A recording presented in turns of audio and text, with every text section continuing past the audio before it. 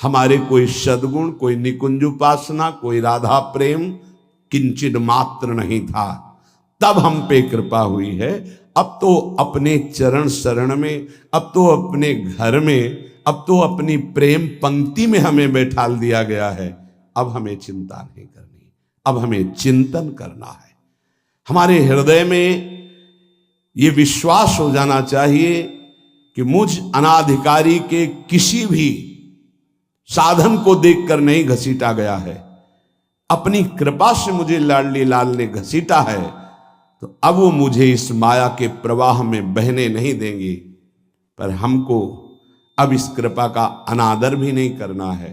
कृपा का अनादर है मनमानी आचरण करना, आज्ञा के अनुसार ना चल पाना। पूज्यपाद श्री उड़िया बाबा जी महाराज कह रहे हैं कि हम समस्त ब्रह्म ऋषियों का, समस्त शास्त्रों का, समस्त भक्तों का निश्चय एक शब्द में बता रहे हैं। समस्त शास्त्रों का, ब्रह्म ऋषियों का, महर्षियों का, भक्तजनों का निश्चय एक शब्द में बता रहे हैं कि भगवत चिंतन निरंतर यही विधि है और जगत चिंतन ना होने पावे यही निषेध है। इतना है सार बात। हर क्षण हमारा प्रियालाल का चिंतन ही विधि है, इसके अलावा सब निषेध है। जगत में पूरा ब्रह्मांड सब आ गया, प्रियालाल को छोड़कर और कुछ हमारा चिंतन हो ये भारी निषेध है। उपासक समझ नहीं रहा है। चिंतन छोड़कर के तुम्हारा जो समय बर्बाद होता है, तुम उसकी कीमत जानते हो? वो तब पता चले कि जब ऑक्सीजन लगता है कि श्वास कितनी कीमती है। एक श्वास लेने के लिए प्राण व्याकुल होने लगते हैं। तुम आराम से श्वास ले रहे हो, व्यर्थ में जा रही श्वासें। अरे भाई, अंतिम समय किस समय है हमें पता नहीं, और अगली योनि कौन मिलेगी ये भी पता नहीं। तो अब हमको अपने चिंतन को संभालना है। संपूर्ण ऋषियों का, शास्त्रों का, महात्माओं का, भक्तों का एक सार शब्द है, आराध्य देव का चिंतन ही विधि है और सब निषेध है। जगत का चिंतन निषेध है। जब साधक उपासक जगत चिंतन का परिणाम ये जो देह है, अशांति है, चिंता है, दुख है, जगत चिंतन का परिणाम ये देह है, बार बार बदलेगी अगर जगत चिंतन में रहोगे। चिंता, शोक सब इसी से ग्रसित है। देखो, जब हमसे अपराध बनते हैं, पाप बनते हैं, तो बाहरी दंड जो मिलता है, अंदर दंड मिलने लगता है। निगेटिव विचार, नकारात्मक सोच मार देती है आदमी को। आप लोग समझिए, आपके पाप को कोई नहीं जानता है, तो ये मत समझो कि हम आगे बढ़ते चले जाएं पाप मार्ग में। नहीं, उसका दंड विधान जो बाहरी होगा वो तो होगा ही। शरीर ने पाप किया है तो दंड मिलेगा, पर मुखिया मन ने पेशकार बनकर बुद्धि से स्वीकृति करा ली तो दोनों को दंड मिलेगा, बुद्धि को भी और मन को भी।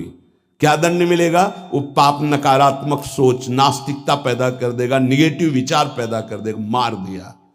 अनंत जन्मों में हमको आज मनुष्य जन्म मिलकर के भगवत प्राप्ति का अवसर मिला था। नकारात्मक, नास्तिकता ये दोनों बराबर उसको पीड़ा पहुंचाएंगी।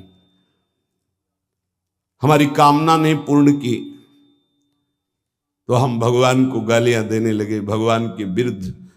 ये क्या है? क्या है? तुमने कभी बैठकर अपनी स्थिति की तरफ विचार किया कि हम किधर जा रहे हैं? कम से कम हम गलत हैं पर सत्य को स्वीकार कर रहे हैं, तो निकलने का तो रास्ता है। आपने तो निकलने का ही रास्ता बंद कर दिया नास्तिकता ला करके। कम से कम हम गलत हैं पर हम सकारात्मक सोच के द्वारा अपनी गलती को सुधार तो सकते हैं। आपने नकारात्मक सोच के द्वारा अपना नाश प्रारंभ कर लिया। बहुत ध्यान देने योग्य विषय है। और कोई दंड दे या ना दे, बैठे बैठे नकारात्मक सोच आपको जलाती रहेगी। जगत चिंतन का परिणाम ये देह है, चिंता है, शोक है, भय है, नकारात्मक चिंतन। भगवत चिंतन करने से देह मिलेगा दिव्य, जिसका काल भी विनाश नहीं कर सकता, उसे भाव दे कहते हैं। और सदैव निश्चिंतता, निर्भयता, निःशोकता, परमानंद, इसकी बाढ़ आएगी। यही तो चाह रहे हैं ये, और दिशा पकड़ रहे हैं जगत चिंतन की, जगत भोगों की। इसलिए हम तुम्हें सबका निष्कर्ष बताते हैं, बस तुम नाम की रट लगा दो। कलियुग करम न धर्म विवेकु, राम नाम अवलंबने को। पूज्य बाबा कह रहे कलिकाल है और साधन सिद्ध होना बहुत कठिन है। एकमात्र नाम का सहारा ले लो, निरंतर नाम जप करो। जो जितना अधिक नाम जप करेगा उसे उतनी अधिक भागवतिक शक्ति प्राप्त होगी। ध्यान दीजिए, जो जितना अधिक नाम जप करेगा उसे उतनी ही अधिक भागवतिक शक्ति प्राप्त होगी। जितनी अधिक भागवतिक शक्ति प्राप्त होगी उतने अधिक निर्विकार होते जाओगे। बहुत पॉइंट की बात है। सब कहते हैं हमें ये विकार, ये विकार, ये रोने की, घिघियाने की जरूरत नहीं है, ताकतवर बनने की जरूरत है। ताकत है भगवान नाम जप। फिर सुनो, जो जितना अधिक नाम जप करेगा उसे उतनी अधिक भागवतिक शक्ति प्राप्त होगी। जिसकी जितनी अधिक भागवतिक आध्यात्मिक शक्ति जागृत होगी उतना ही वो निर्विकार होगा। जिस व्यक्ति को गुरुदेव ने जो मंत्र, जो नाम दिया है, उस एक मंत्र, एक नाम को बहुत काल तक जप का अभ्यास बनाओ। ये बहुत कठिन बात है। कल भी शाम के कह रहे थे कि एकांत में किसी एक मंत्र पे रखना, इसकी चाल है, पकड़ी गई चाल। जब मंत्र में लगे तब पद की बात कर रहा है, पद चलाओ। जब पद में लगे तो नाम की बात कर रहा है, नाम चलाओ। जब नाम में लग गए तो कहता मंत्र चलाओ। इसकी बात मत सुनो। एक जगह पकड़ लिया, अब नाम चल पड़ा। अपने लोगों का जैसे अब नाम चल पड़ा तो पवित्र हैं, अपवित्र हैं, मंत्र में नहीं पहुंचेंगे, सीधे नाम में लगे हुए हैं। अब अचानक मंत्र चलने लगा, अब मंत्र पे पूरी एकाग्रता हो गई। पद चलने लगा तो पद पे पूरी एक, भाग तू कहां भागेगा, आना पड़ेगा इसी घेरे में। मंत्र चल रहा है, वो श्रद्धा कर रहा है, इस समय पद गाओ, इस समय पद में चलो। बार बार विक्षेप बिल्कुल नहीं सुनना, बार बार मंत्र, बार बार मंत्र। क्योंकि जब पद में जाओगे तो वहां भी नहीं टिकेगा, वो कोई प्रपंच सामने खड़ा कर देगा। इसको सुनो, इसको देखो, इसका चिंतन करो। माला ले लिए, चलो पार्क में टहल कर रहेंगे, गली में टहलते, बालकनी में खड़े हो जाते हैं, पूरी एकाग्रता रहेगी। हाँ, फंसाएगा किसी चित्र में, चिंतन में फंसाएगा। बहुत साधक को सावधानी की जरूरत है। जिस उपासक को जो मंत्र, जो नाम मिला है, एक नाम, एक मंत्र, बहुत समय तक उसे चलाने का अभ्यास कीजिए। ये बहुत छलिया है मन। ये तो मंत्र तो इतना जप ही लिए हो ना, अब राधा नाम जपते हैं। हाँ, बात तो सही तुम्हारी। तो चलो राधा राधा राधा राधा राधा शुरू किया, अब वो और जगह ले जाएगा।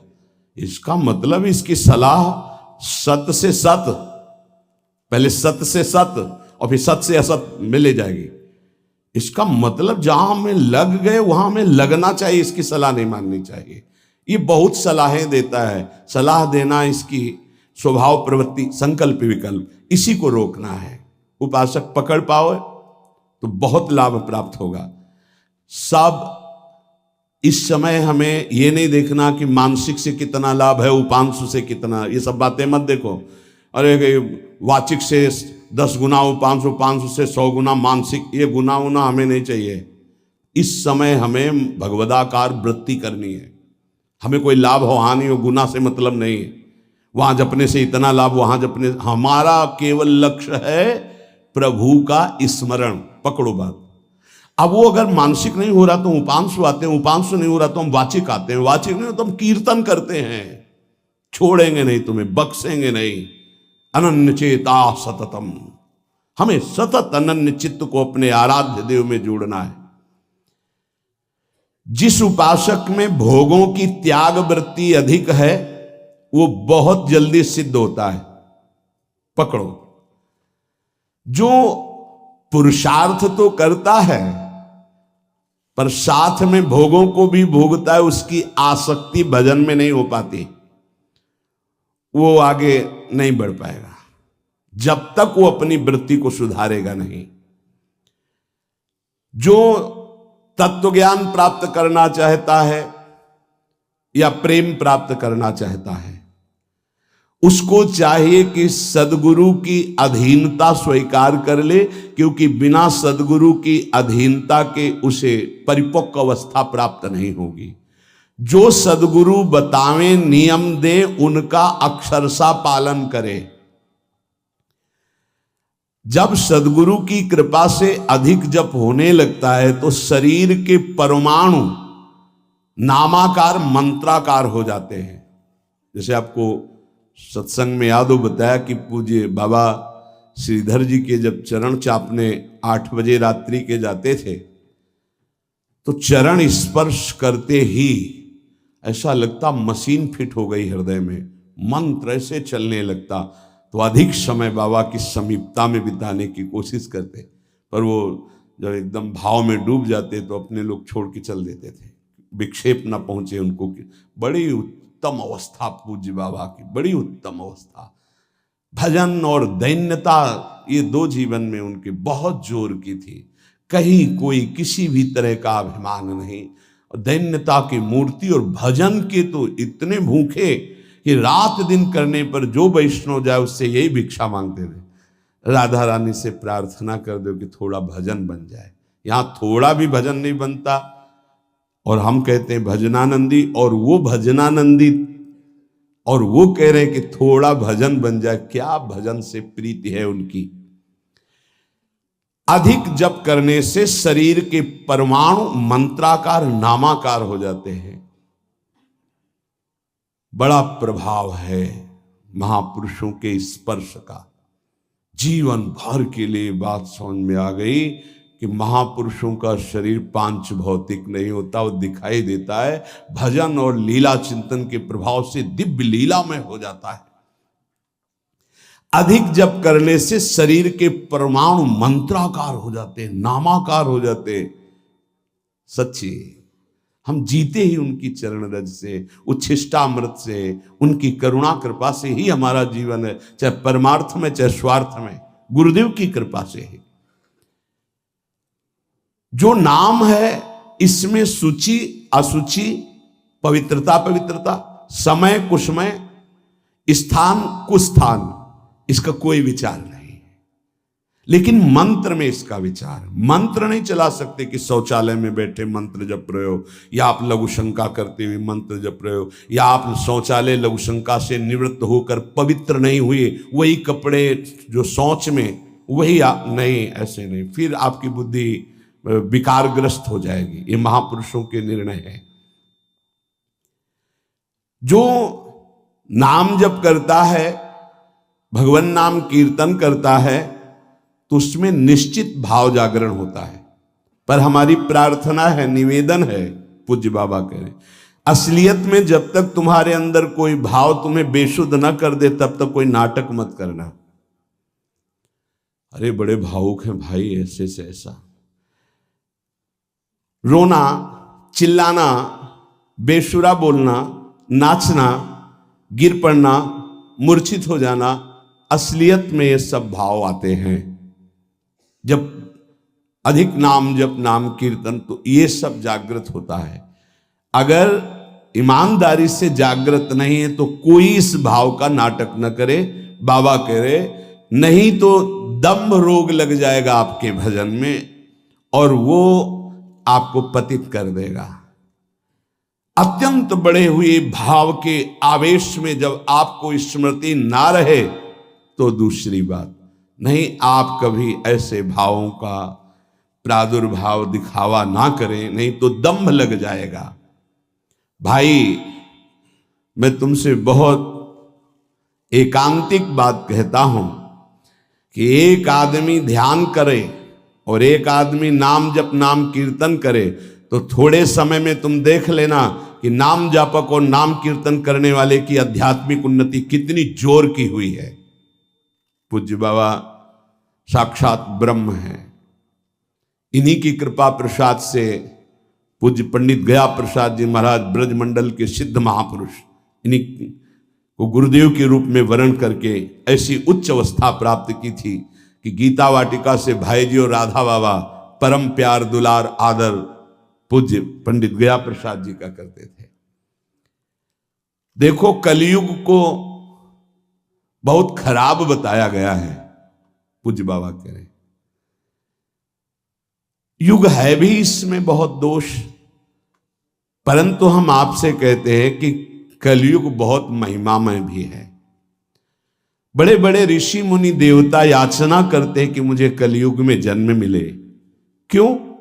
क्योंकि केवल नाम जप और नाम कीर्तन से इसमें वो पद प्राप्त होता है जो बड़ी बड़ी तपस्या यज्ञ ध्यान साधना से भी नहीं होता। ये बड़े अमृतमय वचन, इनको पकड़ो। सार बात नाम जप नाम कीर्तन गुण कीर्तन। देखो स्वयं भगवान ने कहा है यज्ञानाम जप यज्ञोस्मि, सब यज्ञों में श्रेष्ठ यज्ञ मैं हूं, जप यज्ञ। अब यज्ञ अश्वमेध यज्ञ, राजसूय यज्ञ, बड़ी बड़ी यज्ञ जो चक्रवर्ती सम्राट महाबलशाली पुण्यात्मा राजर्षि करते थे, उन सब यज्ञों में श्रेष्ठ है जप यज्ञ। देखो इस जप यज्ञ में ना तो शुद्ध घी की आवश्यकता है, इस जप यज्ञ में ना तो मंत्रवेत्ता ब्रह्म ऋषि की आवश्यकता है। यज्ञ में बड़ी जानकारी बड़ी व्यवस्थाएं सुव्यवस्थित करने पर ही फल मिलता था। जैसे यज्ञ करता कोई अंग भंग नहीं होना चाहिए, किसी भी अंग में किसी भी तरह की कोई कमी नहीं होनी चाहिए। अगर एक आंख काम नहीं करती तो तुम यज्ञ में सफलता प्राप्त नहीं कर सकते, बैठ नहीं सकते, यजमान नहीं बन सकते। कोई भी रोग, कुष्ठी रोग, विधुर, अविवाहित, कई तरह की शर्तें, फिर मंत्रवेत्ता ब्रह्म ऋषि का मिलना, फिर यज्ञ की सामग्री, फिर सम्यक रूप से निर्विघ्न यज्ञ हो जाए तब उसका फल, और वो भी स्वर्ग आदि अन्य लोग। सब यज्ञों में श्रेष्ठ ये जप यज्ञ है। इसे बालक भी कर सकता है, बूढ़ा भी कर सकता है, स्त्री भी कर सकता, कोई भी कर सकता है, बिना पढ़े लिखे कोई भी हो। राधा राधा जपने के लिए कौन सी विद्या पढ़ने का, ये पराविद्या है, ये आ गई तो सब विद्याएं जागृत हो जाएंगी। जो ब्रह्म विद्या तत्व ज्ञान या प्रेम का रहस्य, ये सब जागृत हो, ये पराविद्या है राधा नाम। सबका अधिकार है नाम जप में। मैं अपना अनुभव कहता हूं, पूज्य पादुड़िया बाबा जी का अनुभव, केवल नाम जप और जितेंद्रियता से सब कुछ प्राप्त हो जाएगा। पूज्य भाई जी का मैं अपना प्रथम और अंतिम अनुभव कहता हूं कि एक नाम जप का तुम नियम लो, निर्वाह करेंगे भगवान, और तुम्हें निश्चित भगवत प्राप्ति होगी। भाई जी का अनुभव। पूज्य पाद उड़िया बाबा मैं अपना अनुभव कहता हूं कि नाम जप और जितेंद्रियता से सब कुछ हो जाएगा। जितेंद्रियता बाद में बोली है, बहुत सही। नाम जप तुम करो, जितेंद्रियता नाम जप प्रदान करेगा। पीछे ध्यान दीजिए, अभी सत्संग में कहा गया जो जितना अधिक नाम जप करेगा उसमें उतनी अधिक भागवतिक शक्ति आएगी, जिसमें जितनी अधिक भागवतिक शक्ति आएगी वो उतने निर्विकार होता जाएगा। समझ रहे? नाम जप और जितेंद्रियता से सब कुछ हो जाएगा। तत्व ज्ञान प्रेम ये कलयुगी जीवों की समझ में आने वाला नहीं। नाम जप करो, तत्व ज्ञान भी हो जाएगा, प्रेम भी प्राप्त हो जाएगा। क्योंकि नाम जप से बहुत जल्दी हृदय पवित्र होता है, और पवित्र हृदय में तत्व ज्ञान और प्रेम प्रकाशित होता है। सबसे कठिन चीज, सबसे कठिन साधना बाबा क्या है? नाम जप। बुद्धि को पावन करने वाला, मन को शांत करने वाला, भगवत प्राप्ति कराने में समर्थ है नाम जप, मंत्र जप। बहुत अच्छा उपासक हो जाएगा जो नाम जप मंत्र में अपनी आसक्ति कर ले। जिस दिन हमारी नाम जप में आसक्ति हो गई, उसी दिन कोई भी पद दुर्लभ नहीं रहेगा, सब प्राप्त हो जाएगा। देखो जी ऐसो राम नाम रस खान, मूर्ख या को मरम न जाने, या को पीवे चतुर सुजान। कोई चतुर सुजान नाम को पकड़ पाता है। पायो नाम चारु चिंतामणि, उर करते न खसई हो, अब लो नसानी अब ना नसई हो। चारु चिंतामणि जो भगवान नाम कीर्तन में मस्त रहते हैं, नाम जप में मस्त रहते हैं, मेरी दृष्टि में वे ही सर्वोत्तम साधक हैं। इसी से ज्ञान वैराग्य भक्ति सब प्राप्त हो जाएगी। बस तुम अपने चित्त से इसका चिंतन करो। एक नियम ले लो, सोने से जागने तक, जागने से सोने तक, जीवन से मरण तक हम केवल नाम की ही आराधना करेंगे। बस देहनाश पर्यंत तत्परता पूर्वक बिना फल देखे कि क्या फल मिल रहा है, तुम निश्चिंत होकर केवल नाम का अभ्यास करो। तुम्हें पुरुषार्थ और करने की जरूरत, सब कुछ प्राप्त हो जाएगा। अब जैसे कोई कह दे कि तुम्हें कोई और कर्म करने की जरूरत नहीं, यहां ध्यान दीजिए, यहां आंतरिक साधना की बात हो रही है।